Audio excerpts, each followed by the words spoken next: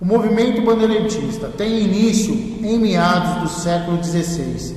Seus principais objetivos eram a descoberta de tesouros minerais, conquistas indígenas e consolidação do território português. Eram eles compostos por mestiços portugueses de baixa renda, negros e mamelucos, conhecidos comumente como mercenários, homens de muito conhecimento, que utilizavam em extrema violência para chegar aos seus objetivos. Uma grande ajuda que lhes era dada vinha dos próprios indígenas, catequizados, os mesmos os ensinaram os caminhos da selva e monções, e também serviram como tradutores com os índios recém-escravizados. Os bandeirantes levam esse nome, pois senhores de engenho, elite paulistana e realeza financiavam as missões de desbravamento com a intenção de carregar sua própria bandeira, legitimando sua expedição tanto forma de identificação como palavra de ordem. A partir da década de 20 do século XX, com a vinda de imigrantes para o estado de São Paulo e gerando uma nova ramificação da burguesia portuguesa, os burgueses nativos, descendentes de portugueses, sentiram uma forte necessidade de afirmação de poder, criando assim uma comoção dessa burguesia para a criação de uma identidade e orgulho paulista, identidade e orgulho que serviram como afirmação de poder. Neste momento, na busca de uma herança intrínseca ligada ao destino e tradição dos intelectuais paulistas, passaram a desenvolver trabalhos na condição de exercitar a hegemonia cultural e política de seu estado de origem. Se seguirmos a ideia de que todos os coletivos tendem a ter símbolos próprios, dotados de um significado específico, com a função de perpetuar determinados valores, podemos dizer que a elite paulista encontrou no bandeirante seu representante por excelência. Esse, com presença marcante no cotidiano do paulista, traz consigo o papel de representar um sentido que remota à história dos antigos colonos portugueses. Seguindo esse pensamento, foi criada uma nova identidade para esses heróis da colônia, montando uma história de desbravamento e conquista do país. O grupo responsável foi formado por Alcântara Machado, Afonso Taunay e Alfredo Elis Júnior, procurando estabelecer uma linha historiográfica que abordasse a história nacional, focando na expansão territorial. Washington Luiz, historiador e pesquisador geográfico, membro do Instituto de Geográfico de São Paulo e prefeito da cidade, entre 1914 e 1919, vê a necessidade da criação de um monumento, obra de arquitetura ou de escultura, destinado a transmitir ou perpetuar para a posterioridade a lembrança de um grande vulto ou de um acontecimento, para a consolidação da ideia de herói paulista, concebida pela elite pensadora paulista. Segundo suas palavras, na comemoração do aniversário do Estado de São Paulo, precisamos de um monumento para fortalecer nossa imagem e origens. Somos descendentes diretos de portugueses, descobridores e desbravadores do país. Em 1919, foi aberta uma licitação a vários artistas para a criação de modelos, onde um seria escolhido. No mesmo ano, o italiano Nicola Rollo foi escolhido para efetivar o projeto. Washington Luiz deixa a prefeitura para concorrer ao cargo de governador, onde o mesmo é eleito. Seu predecessor opta por outras obras. Em 1930, Victor Brecheret, um artista ítalo-brasileiro que viveu e ganhou nome na França, se consolida como um artista e adquire um reconhecimento internacional. O mesmo havia concorrido à licitação da construção do monumento em homenagem aos bandeirantes e, com sua volta, o desejo de consolidar sua obra reacende. Ele revê e renova o seu projeto com a esperança de ganhar uma nova licitação para concluí-la. Mas ao se deparar com a nova realidade política paulista, onde os partidos PRP, Partido Republicano Paulista, e o PD, Partido Democrático de São Paulo, já haviam convergido Com isso, Brecheret passa a não se manifestar, mantendo sua obra em sigilo. O PD, para conseguir maior poder entre os paulistas, dá um impulso aos estudos bandeirantista, fomentando assim o cunho de grandes guerreiros, visando uma explosão separatista do estado de São Paulo.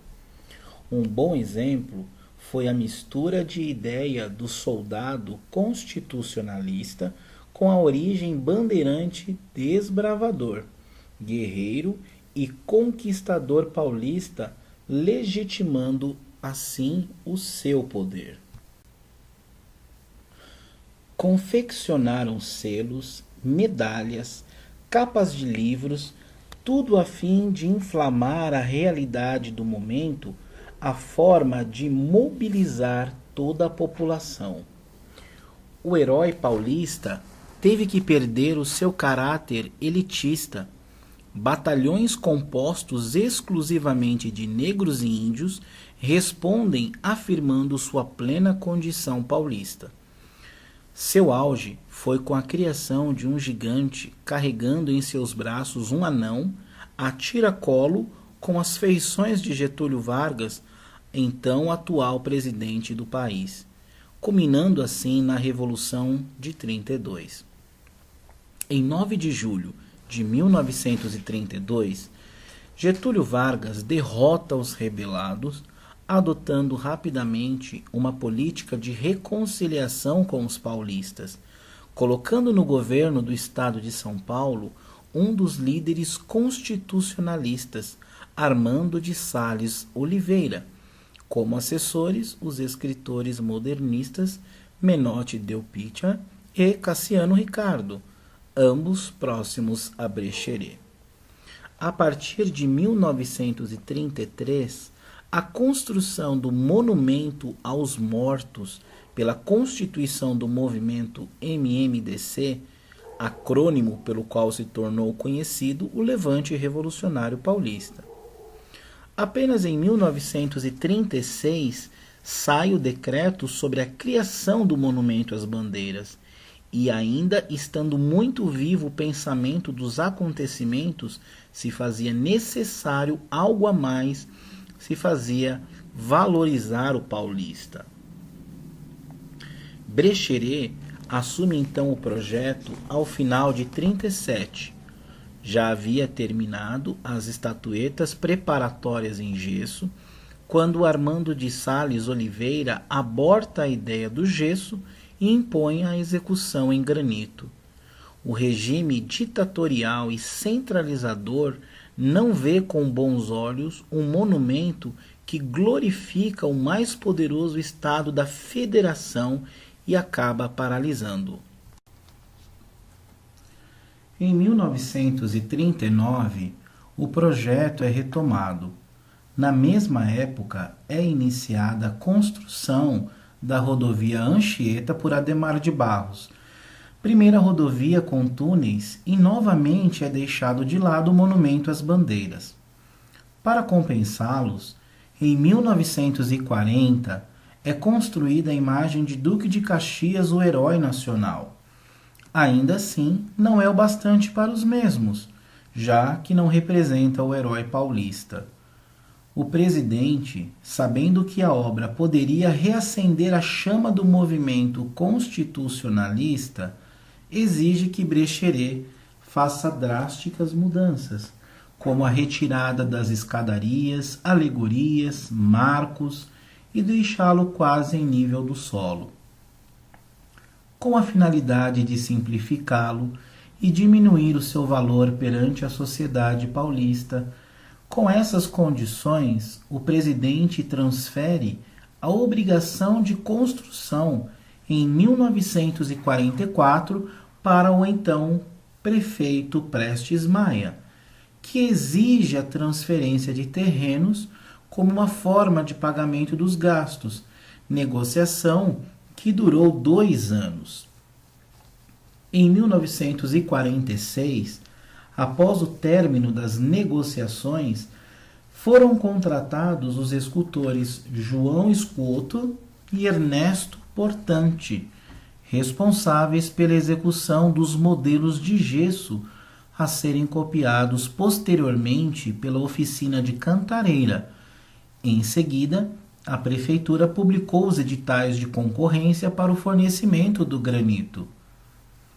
Participaram a pedreira Itaquera e a Mauá, sendo a vencedora, por conta da qualidade e tamanho a ser entregue, a pedreira Mauá, tendo como proprietários os irmãos Milanese. A princípio, em 527 metros cúbicos, dispostos em blocos regulares, em vários tamanhos, totalizando 240 blocos com cerca de 50 toneladas cada, os quais foram transportados pelas ruas de terra. Esta obra foi instalada no sentido da entrada dos Bandeirantes pelo interior no eixo sudeste-noroeste, lá no Parque do Ibirapuera, na zona sul da cidade de São Paulo. Finalmente inaugurado em 25 de janeiro de 1953, esse monumento possuía 50 metros de extensão, 15 metros de largura, 16 metros de altura. Retratado à frente, montado em cavalo, 2 bandeirantes, uma imagem representava o chefe português e o outro guia indígena.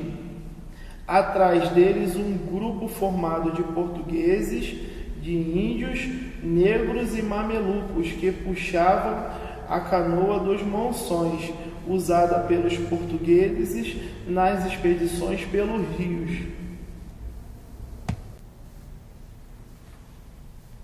As raças podem ser identificadas por detalhes na estátua. Os portugueses têm barbas longas. Índios, índias e suas crianças apresentam seus corpos seminus. Em seus pescoços, a cruz simbolizando que são catequizados. Negros, mamelucos, cabelos cortados à frente do cavalo, um mapa de Afonso e Tayunay, esculpido no granito, mostrando a rota e o roteiro das expedições dos bandeirantes. Fernão Dias, Anguera, Borba Gato e Raposo Tavares, inclusive a linha imaginária do Tratado de Tordesilhas. Hoje acaba se misturando a outros monumentos, a arquitetura em épocas diferentes, dada uma impressão que tudo é a mesma coisa, como se fosse uma só assinatura de Oscar Niemeyer.